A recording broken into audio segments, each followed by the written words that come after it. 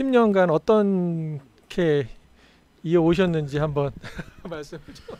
그러니까 사실 제가 이제 창업을 이제 2012년에 사실은 저희 회사 실제 본격적으로 2012년부터 사업을 시작했고요. 저희가 이 제품 개발이 2013년에 이제 개발이 됐습니다. 그리고 제가 이제 이거 출시는 2014년도에 했어요. 이제 상용화 해가지고 2014년부터 이게 시장에 이제 상용화를 했는데, 사실 이제 국내에서는 연화식이 뭔지 사람들이 뭐 아는 사람이 거의 없어요. 그러니까 심지어 영양사들도 몰라요.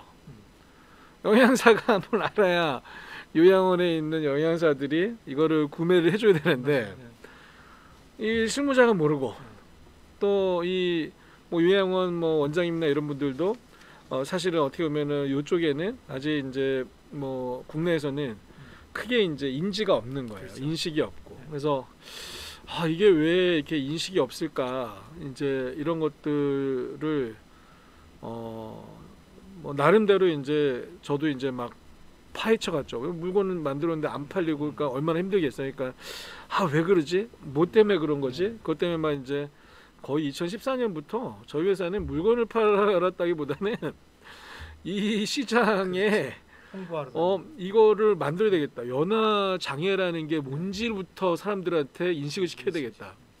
연화 장애 자체를 몰라요, 사람들이. 요양원의 어르신들이 대부분 연화 곤란을 겪고 있는데 연화 곤란 자체를 모르니까 사람들이. 네, 그것도 이제 뭐 이런 얘기 조심스럽지만 이런 시설에서 뭐 이런 근무를 하고 뭐 이런 사람들도 잘 모르는 거예요. 그러니까 이게 뭐 천천히 먹지 뭐 천천히 드시지 아니, 그 정도. 사실은 모르는 게 아니고 아는데 네. 연하라는 단어가 익숙하지 않은 게 과거에 저희 그 할머니 같은 경우도 이게 이제 그 먹다가 목이 딱 걸리잖아요. 네, 그렇죠. 그러면 막 막혀가지고 답답해하고 막 토하기도 하고 네. 안 되면 손가락 넣어가지고 맞아요. 이런 게 이제 연하곤란인데 그렇죠. 사실은 그 단어 자체를 모르는 거지 현상은 아는 거죠. 그러니까 사례들림이라고 네, 우리가 부르는 게 잘해줘. 사례들림이 그게 연화곤란이거든요. 그게 결국에는 사례들림이라는 게 연화곤란이에요. 네. 연화곤란인데 그러니까 뭐 막 이렇게 뉴스 같은 데 보면은 뭐 노인의 3명 중에 1명이 연화곤란이다 이런 말 나오잖아요. 그러니까 사례들림이니까. 네. 그래서 이제 그런 건데 그게 이제 어떻게 알리셨어요 그러면? 그래서 이제 저희가 그 캠페인을 막 했죠. 캠페인을. 저희가 이제 처음에는 막 그냥 막 저희가 뭐 여기저기 다니면서 무식하게 막 처음에는 막 그냥 막 민바닥에 해당하듯이 막 찾아가서 설명하고 막 이런 거를 계속 하다가 이게 뭐 이래 가지고 끝도 없고 아무것도 안 되고 싶어 가지고 저희가 이제 2017년도에 이제 한국노인복지중앙회라는 데 연결을 해 가지고 거기서 이제 그 낙상 제로 캠페인을 하고 있었어요, 거기가. 그래서 저희가 이제 좀 제안을 했어요. 그러니까 찾아가가지고 좀 기부도 했어요. 거기 좀 기부도 좀 저희가 좀 하고 저희가 거기서 우리 흡인성 폐렴 제로 캠페인을 같이 합시다.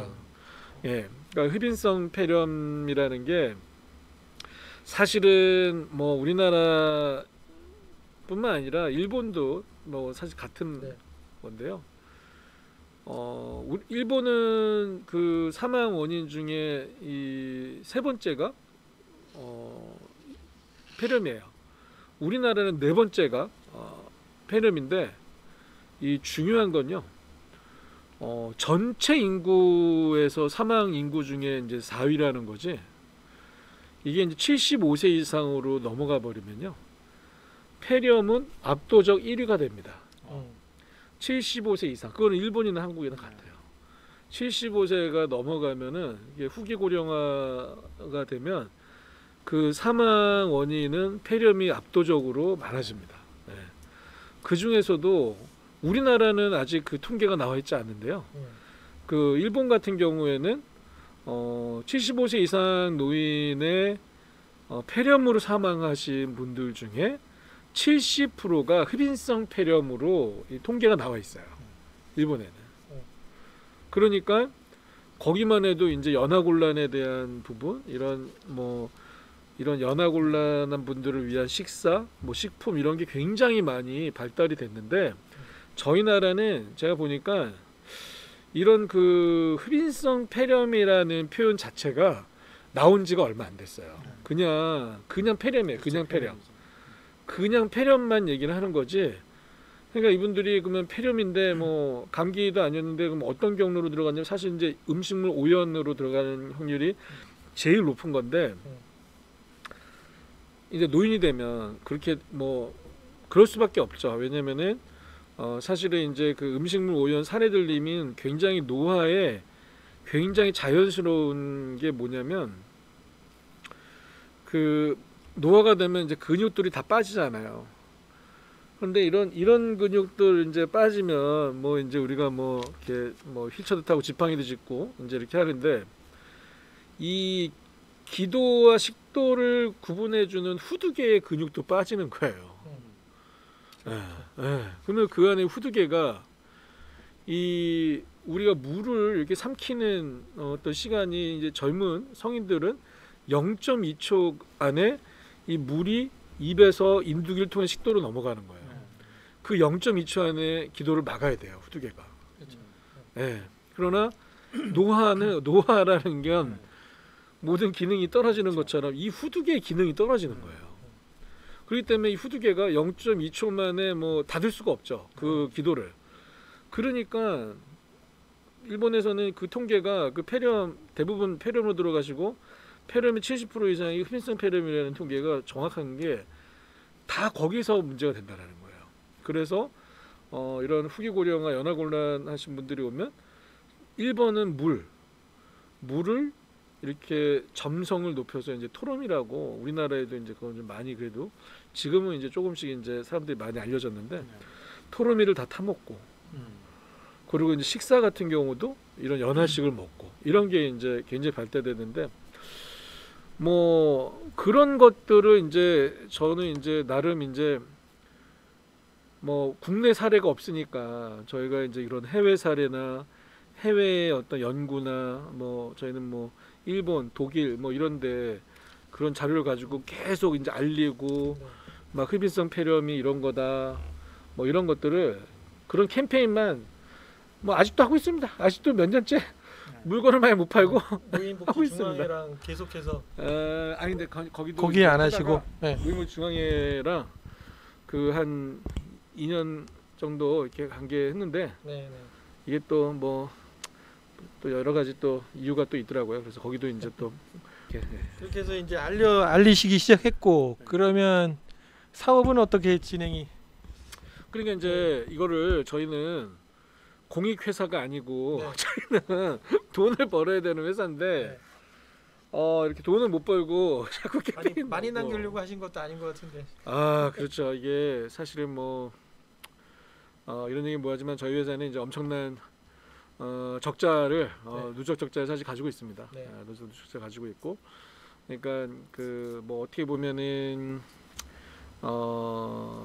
좀 뭐 저희가 이제 사회적 기업으로서 이제 나름의 이제 어떤 사명을 가지고 이 시장을 좀 개척하고 이런 뭐 퍼스트 무버로서 지금 이제 그런 활동을 하면서 경제적인 부분은 사실 뭐 저희가 해왔던 어떤 노력에 비하면 뭐 상당히 역부족한 상황이고 그래도 감사하게 이제 저희가 이제 사회적 기업이고 하다 보니까 뭐 이런 사회적 기업의 이제 정책 뭐 자금이라든지 뭐 이런 부분들을 저희가 이제 최대한 좀 활용하고 또 그런 자금의 도움을 받아서 아직까지는 뭐 저희가 유지를 하고 있습니다.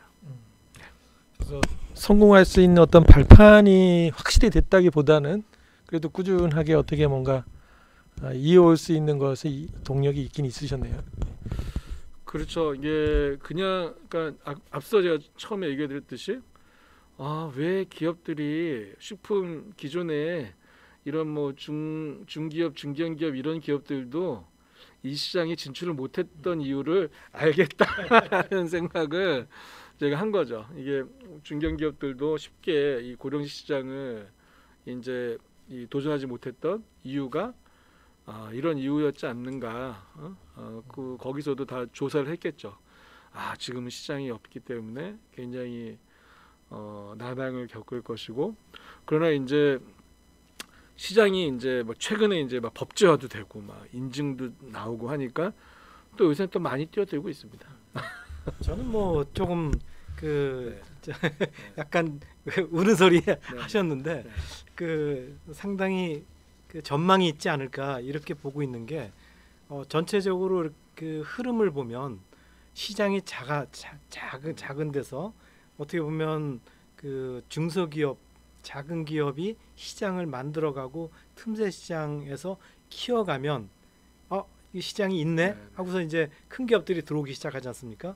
그래서 그 급식 시장도 그렇게 해서 대기업이 안 하는 대기업이 없지 않습니까? 거의 9개 대기업이 다 시장을 장악하고 있고, 그다음 이제 건강기능식품도 초기에는 뭐 그 물론 이제 이제 인삼공사가 많은 역할을 하긴 했지만 중소기업이 많이 활동을 하고 새로운 신제품을 내다가 대기업이 또 이제 들어와서 많이 그 쉐어를 하고 있지 않습니까? 근데 식사 시장, 실버 푸드나 식사 시장도 처음에는 진짜 말씀하신 대로 관심도 안 가졌는데 이제 막 관심 갖고 들어오기 시작하지 않습니까? 이제 시장이 보이기 시작했다는 얘기거든요. 근데 이제 그 두 종류가 있더라고요. 그렇게 너무 어려워서 힘들어서 더 이상 성장을 못하는 기업이 있고, 또 이제 그 성장을 그런 그 어려움을 딛고서 계속 성장을 하게 되면 결국은 이제 대기업하고 차별화되는 그러한 모습을 그리시더라고요. 아마 그 복지원 의원은 그렇게 되지 않을까 이렇게 확신하거든요. 매출이 이렇게 늘어나고 있고 기술력도 있고. 예. 궁금한 거는 그 어쨌든 처음에 바로 시작하자마자 성공한 거는 아니었고, 그러면 이제 보통 이제 세컨 전략이라고 그래가지고 남들이 하는 거 그대로 따라가잖아요. 기술이나 뭐나 이런 것도 뭐 자동차도 그런 거 보면 이제 남의 그냥 기술을 그냥 도입해서 하고 막 이러는데 왜 그런 거는 기술 도입을 할 데가 뭐 없죠. 할 데가 없었죠. 할 데가 없어요? 기술도 국내는 뭐 저희가 제일 기술이 좋으니까 네. 뭐 국내에서는 할 수는 없고요.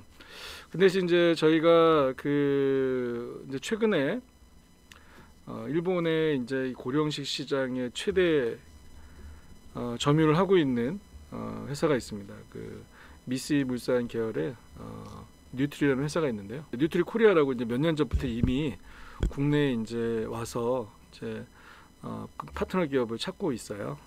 네, 갖고 있는데 신세계 푸드도 이제 그쪽에서 원료를 받아서 그 이지밸런스라는 게 제품이 나왔고요. 그래서 저희도 이제 그 기업 대표님하고 이제 좀 최근에 이제 좀 미팅을 하고 지금 기술 협약 준비 지금 뭐 체결을 준비하고 있고, 그래서 저희가 뭐 어떤 그런 일본의 이제 어떤 노하우 엄청나게 뭐 거기는 뭐 메디컬 푸드로 뭐 일본 점이 1위니까 엄청 큰 회사죠. 네. 그래서 그 회사하고 좀 파트너십을 가지고 저희가 국내에서 이제 좀 다양한 어떤 제품들을 저희가 좀 출시하려고 좀 준비하고 있고요.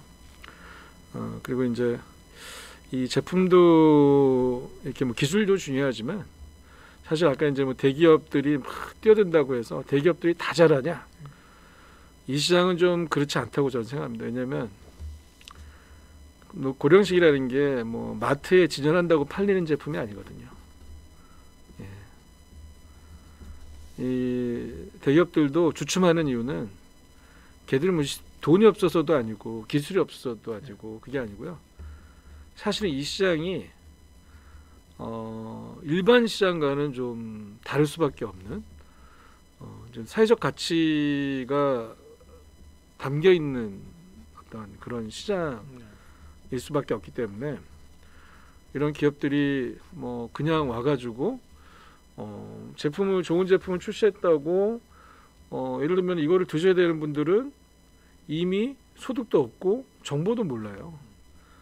그런 분들이 이거를 스스로 돈을 내서 사 먹는 그런 시장이 아니기 때문에 사실은 이 시장은 뭐 그냥 뭐 일반적으로 그냥 뭐 자유경쟁 자유시장에서 제품을 출시해서 좋은 제품을 출시하고 싸게 남들면 뭐 규모를 만들어서 좋은 걸 싸게 하면 이 시장을 장악하겠지.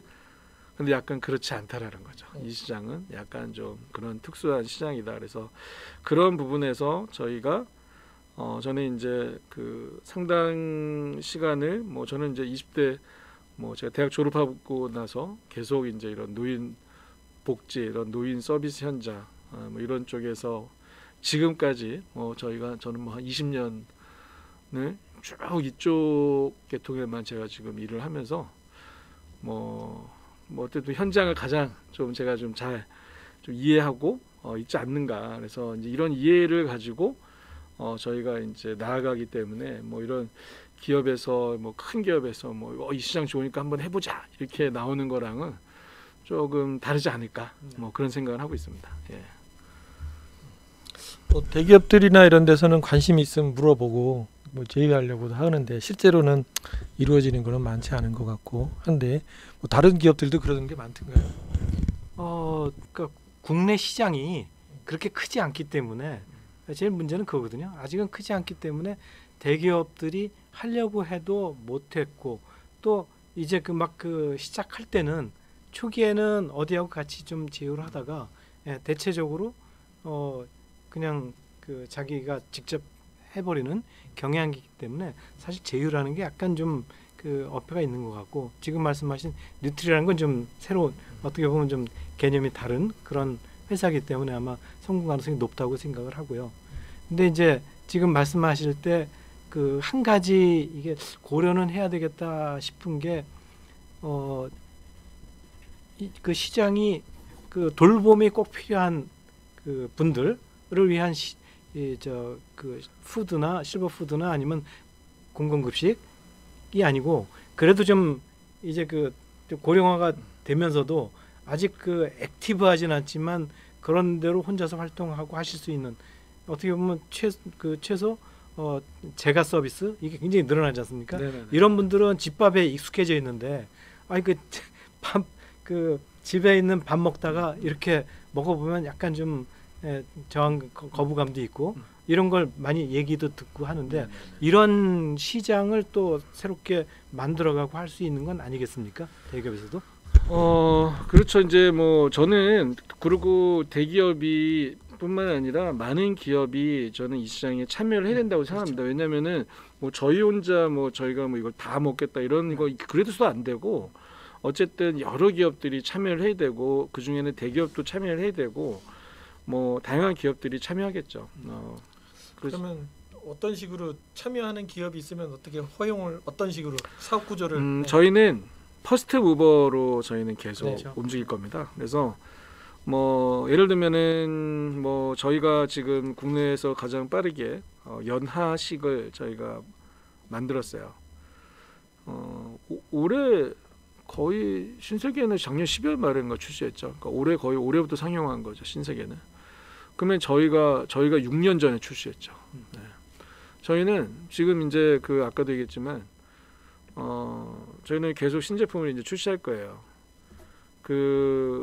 뭐 저는 뭐 이런 얘기는 좀 조심스럽지만 좀 오히려 큰 기업은 속도가 저희보다 빠를 수가 없어요. 이런 뭐 결제 뭐 이런 구조도 그렇고 결정 구조가 굉장히 늦기 때문에 저희가 잘할 수 있는 방법은 저희는 중소기업으로서 빠른 결정력과 유연성을 가지고 계속적으로 시장에 저희는 이 니즈에 더 맞는 제품들을 계속 출시를 할 거고요.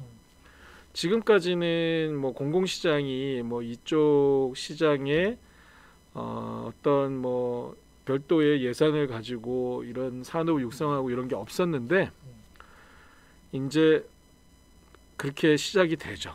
이제 공공에서 뭐 벌써 이제 7월부터 이제 6월 24일날 이제 보건복지부에서 보도자료를 배포했죠. 4개 그 자치단체에서 노인 식사 영양관리 지역사회 투자 바우처 사업이 시작이 됩니다. 벌써 되겠습니다. 시범 사업이 이제 4개의 지자체에서 시작을 해요. 식사 서비스. 네, 이제 여기에 바우처 바우처. 네. 식사 바우처. 네, 식사 바우처가 나옵니다. 그러면 이제 소득에 따라서 2만 원에서 6만 원 자기 비용 내고 그 이용하는 거예요. 뭐 노인분들 소득이 없으니까 거의 다 해당돼요, 사실은. 그래서 이제 우선순위가 이제 1인 가구 뭐 아니면 뭐 연하골라 뭐 이런 분들부터 우선순위가 나오죠. 월 20만 원. 네, 월 20만 원 중에 개인은 뭐 이렇게 뭐 수급자나 이런 분들이 2만 원 내는 거고요.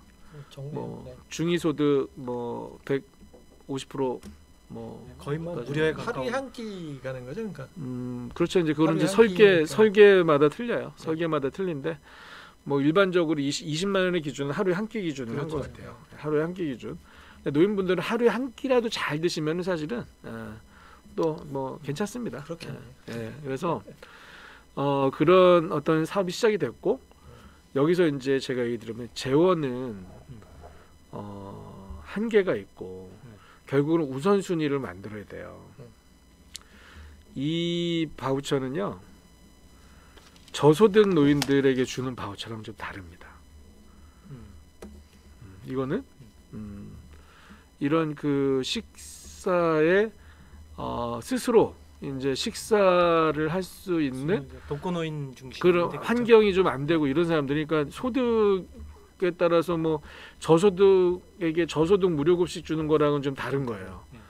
이거는 소득이 있는 분들도 뭐 중위소득 150%까지 자기부담금을 내면서 이 서비스가 제공되는데 중위소득까지. 네. 근데 이거를 국가에서 하는 이유가 있죠. 국가에서 그러면 막대한 예산을 만들어서 이거 이제 어마어마하게 여기에 예산이 많이 들어갈 거예요. 네. 꽤 들어가는데. 네. 이거 왜냐면 이게 엄청 많죠. 노인이 지금 1인 가구 노인만 해도 현재 150만이에요. 현재 150만 명 대한민국에. 정부로 봐서는 네. 이제 영양복지라고 얘기할 수 있겠지만 네. 이분들한테 그 건강하게 살면 나중에 그 의료비나 뭐 그렇죠. 이런 복지비가 그만큼 줄어드니까 그런 상당히 그 네. 좋은 아이디어라고 생각하거든요. 그렇죠. 국가 입장에서는 벌써 2018년도에 그 31조였어요. 31조 노인 네. 의료비가 예. 1인당 의료비가 한 400만 원 넘게 나왔어요. 그러면은 건강한 노인도 있고 진짜 더 의료비가 많이 나간 노인도 있을 거 아니에요. 평균이 400 얼마인데. 그러면 지금 이런 의료비가 과다하게 나가는 노인들은 이런 혼자 사는 노인들, 영양 섭취가 평소에 안 되고 이런 문제가 있는 분들이 결국에는 큰 의료비를 내는 거예요. 그러다 보니까 국가에서는 오히려 야 1년에 200만 원을 투자하면 의료비는 더 줄 수 있거든요. 이런 심각한 분들은 1년에 막 1,000만 원씩 의료비가 지출이 되는 사람들이 있을 거라는 거죠. 이제 그런 사람들에게 식사를 제공해서 영양을 통해서 건강하게 하면은 의료비가 좀 더 줄어들 것이다. 이미 뭐 독일에서 2007년도에 발표한 자료에 의하면 거기서도 나와요. 거기서도 뭐 걔네는 전 국민 노인 공공급식을 하니까 지금 독일은 걔네가 이제 최소 90만 원에서 최대 280만 원까지도 돈을 아꼈다라는 거예요. 공공급식을 통해서. 이미 걔들은 그런 통계를 다 돌렸어요. 1인당. 그러니까 지금 이제 270만 원이면 이제 예를 들면 이제 아까 그런 분들이죠. 혼자 사는 분들, 이런 분들이 좀 위기 노인들. 이런 노인들은 이제 큰 어떤 의료비 절감 혜택이 효과가 있었다.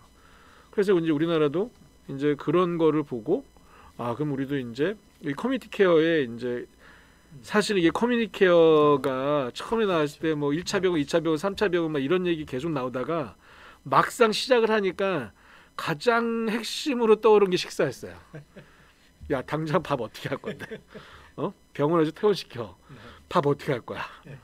이게 이제 실질적으로 뭐 이렇게 막 행정하시던 분들은 뭐 1차, 2차, 3차 의료 뭐 이런 얘기를 했는데 막상 이거를 시작을 하려고 커뮤니티 케어 뭐 선도지자체 13개 뽑아가지고 하기로 했더니 아무것도 진행이 안 되는 이유가 식사. 당장 병원에 퇴원시켰는데 어떻게 식사 새끼 어떻게 갖다 줄 거야? 병원에 있을 때 이분들 새끼 꼬박꼬박 잘 먹었는데 어떻게 해결해 줄 거야? 이게 이제 가장 현장에서의 문제로 인식이 되면서 빠르게 나온 거야. 이번에 그 이 지역사회 투자 바우처가 보건복지부 시험 사업이요. 이거 커뮤니티 케어 때문에 진행이 안 되니까 빨리 이게 나온 거예요. 이게 작년 말에 갑자기 이제 커뮤니티 케어 이제 해야 되는데 작년부터 시작이 됐잖아요. 커뮤니티 케어. 근데 시작 하나도 못했어요. 지자체들이 뭐 시작을 못하는 거예요. 그러니까 보건복지부가 야 그럼 빨리 이거 식사 바우처를 빨리 만들어. 그래가지고 이거를 작년에 하겠다고 계획 세워서 올해 봄에 이제 그 모집해가지고 4개 13개 지자체 중에서 뽑은 거죠. 그 13개 선도 커뮤니케이션 선도 지자체 중에 이제 4개 뽑아가지고 이제 시범 사업 들어가는 거예요. 그러니까 이게 이제 시간이 없어요. 지금 우리나라는 지금 어쨌든 2025년에서 지금 2024년으로 또 줄었더라고요. 초고령 지금 진입이 1년 또 땡겨졌대요. 그래가지고 몇 년 안 남았잖아요. 그러니까 이게 지금 국가 입장에서는 급한 거죠 지금. 그래서 커뮤니티 케어도 지금 뭐 보건복지부에서 이제 하겠다고 했고, 이거 2022년부터는 뭐 전국으로 확대한다고 했는데 지금 뭐 되지도 않잖아요. 지금 뭐 13개 선도지자체 하지도 못하고 있어요.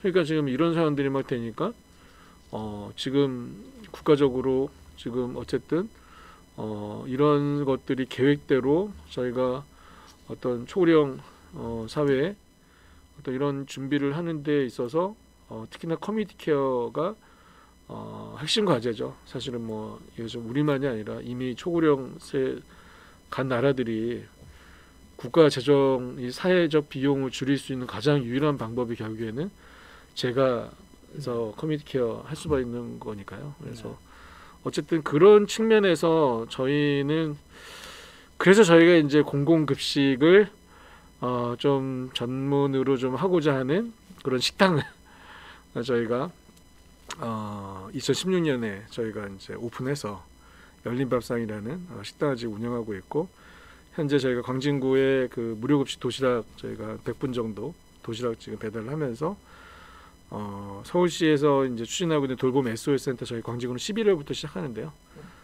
그것도 이제 저희가 거기서 이제 식사를 이제 만들어서 이제 제공도 하고, 앞으로 이제 바우처 사업은 식당에 와서 먹든가 식당에 못 오면은 배달해 주는.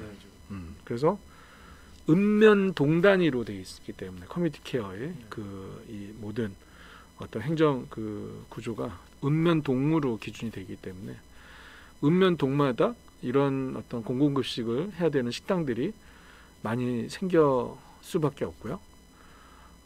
또 지금 이제 코로나가 또 오히려 이런 것들을 더 부추기는 것 같아요. 왜냐하면 코로나가 오니까 지금 노인복지관들 다 문을 닫잖아요. 식사할 데가 없는 거예요. 그러니까 지금 뭐 그런 말도 나와요. 지금 경기도 뭐 경기도는 또 막 지자체마다 틀려요. 정책이, 식사 정책이. 그러니까 어떤 데는 그래도 막 뭐 대체식이라도 막 갖다 주는 데가 있는가 하면 어떤 데 그냥 문 닫고 끝나는 거예요, 그냥. 그러면 이제 이 노인들이 야 코로나 때문에 아니라 배고파 죽겠다, 굶어 죽겠다, 막 이런 노인들이 또 나오는 거예요. 그러니까 이게 이제 이런 지금의 어떤 그 제도적인 어떤 공공 무료급식의 어떤 시스템이나 이런 것들이 이런 공적 이런 그 공공급식의 시스템인데, 이런 게 이제 이런 코로나가 오니까 유연하게 대체가 안 되잖아요. 이런 상황이 오니까 복지관은 문을 닫아야 되고, 뭐 그때 막 보통 이제 노인복지관 같은 데 보면 막 500명에서 1000명씩 밥을 먹고 가잖아요. 이분들이 쭉 주워가지고. 앞으로 이제 이런 거 이제 우리나라에 있겠습니까? 이게 코로나 바이러스 이거 뭐 이거 백신 나온다고 해도 저는 이제 앞으로 이후에도 노인복지관 같은 데서 막 노인들이 막 줄 서가지고 막 1000명씩 막 밥 먹고 막 이런 게 앞으로도 우리나라에 계속 있을까? 저는 이제 이것이 결국에는 읍면동 단위에서 결국에는 이런 공공급식 시스템으로 유연하게 그 어떤 상황들이 와도 그때 그것들을 유연하게 처리할 수 있는 시스템으로 가지 않겠느냐. 그래서 특히나 또 이제 그런 방식이 일반 기업보다도 이제 그런 것들은 이런 사회적 경제 조직이 조금 더 그 지역의 어떤 로컬과 함께 잘할 수 있지 않는가. 그리고 이제 지금 앞으로 이제 어떤 정부 정책이나 이런 것들도 이제 그런 쪽에, 그러니까 약간 사회적 경제 조직이 좀 약간 하이브리드 같은 개념이잖아요. 한쪽으로는 그냥 뭐 시장의 어떤 경제 구조를 갖고 있지만 또 한쪽에는 또 사회적 가치라든지 이런 것들을 같이 가져가니까 그런 데들이 결국에는 그 향후에 이 시장에서 어떤 뭐 좋은 영향력과 어떤 역할을 하지 않을까 뭐 그런 생각을 하고 있습니다. 네. 지금 사업 구조를 보면 이제 지금은 이제 퍼스트 무버로서 이렇게 움직이고 계신데 어차피 모든 정책은 한 회사만 가진 않거든요. 그죠? 그래서 지자체별로 그런 같이 할 수 있는 그런 그 회사들이 많았으면 좋겠는데 그쪽은 어떻게 해 나가고 있어요?